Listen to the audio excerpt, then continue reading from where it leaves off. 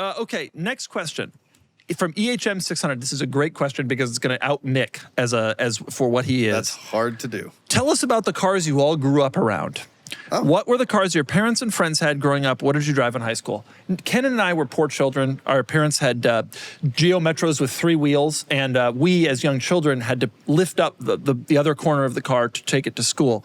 Nick, on the other hand, grew up on the water. Nick, tell us about your privileged life. It's in Sandusky, Ohio. Okay, it's not quite as bougie as you're making it sound. You had watercraft. We had boats. Yes. How many boats is boats? 9, right? Do you count ice boats in the number? What? Like an icebreaker? 3 sailboats, 2 ice boats.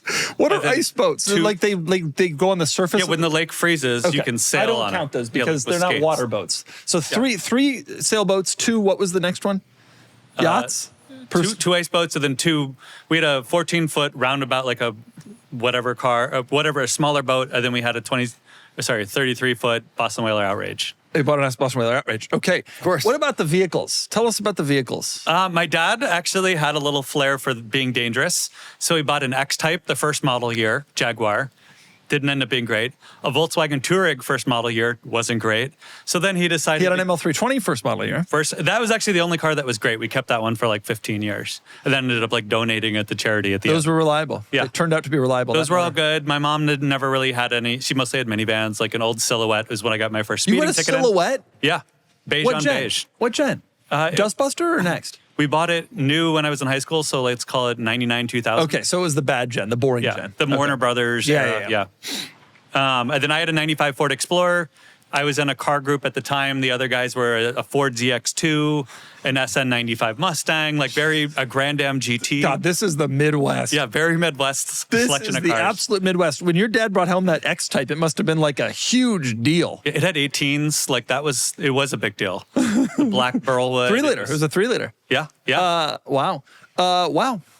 Must have been nice. I'll send the editors the photo of the Explorer, but I put in 18-inch chrome wheels, clear taillights, billet grille with flames behind it. What happened? 3 12-inch subs. After the Touareg, like when you went off to college, what did your parents have? My dad just started buying MLs, which became the GLE. Every like 3 years, you lease a new one as a company thing. So my mom got an E450 coupe at one point, but she didn't really care for it. I was brought home from the hospital in a 1987 Toyota Camry or a 1981 Volkswagen Jetta coupe. I don't remember. Tough for you to recall. My parents, my entire life, basically, the car that we had was a 1993 Isuzu Rodeo with a manual transmission, steel wheels, and that was our family car. Oh, it's very reasonable. No airbags.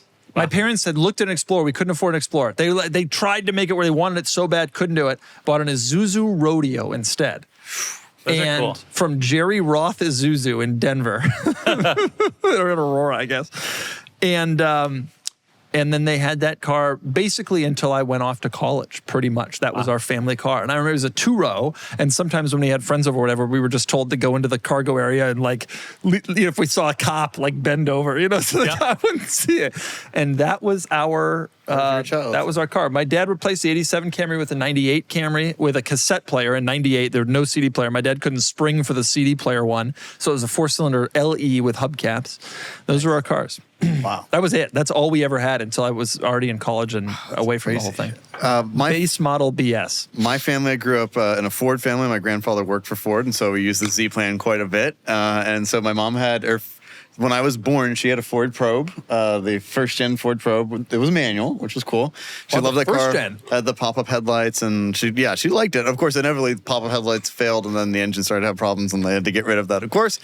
When I was born, they got a Ford Windstar, first-gen Ford Windstar, replaced that with a second-gen Windstar, which was much nicer than the first one. Yeah, the second-gen Windstar was an okay car. It was an okay car, and it was the only good minivan Ford ever made. Gold on tan. Yeah, it was a surprisingly good car. My dad then had a Mercury, he had a Ford Taurus, then a Mercury Sable, and then he got into Subarus. He had a base Impreza. He wanted just to be able to, he had 2 or 3 criteria. Had to be all-wheel drive, had to be able to fit his skis, had to have heated seats. That was it. And so he got a base one with just a couple little options. That was genuinely what he wanted. And then after that, then they switched to, my mom had a Honda Pilot after that, or we had 2 Odysseys and then a Pilot, and then they are now all on Subarus. They switched away from Ford They have altogether. like multiple Outbacks or Ascents or something. Yeah, an Outback and an Ascent now. Yeah. Damn, must be nice. Yeah, but my whole life growing up, it was all Fords. It was all Fords. My dad now drives, or my parents now have a 2005 Lexus RX 330 that is, as I think about it, only the 3rd car my dad has owned in my entire life. Wow. He had that 87 Camry until 98. That was 10 years. He had a 98 Camry until he bought the Lexus used. He bought the Lexus CPO in like 09. And he's had the Lexus for now 15 or 16 years. Oh, your dad and I just keep cars for a long time. Yeah. That's just the way it works in our household. Wow.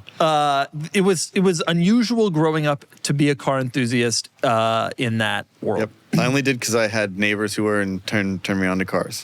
I know. That's why I think that there's still hope for my son, who's now 4 and doesn't care at all about my cars, is that you didn't get into cars until you were like 13. 10, yes, but yeah, that's right. I was Come like later. day one. Day one. Out of Me them. too. Yeah. And my parents didn't know what to do with it.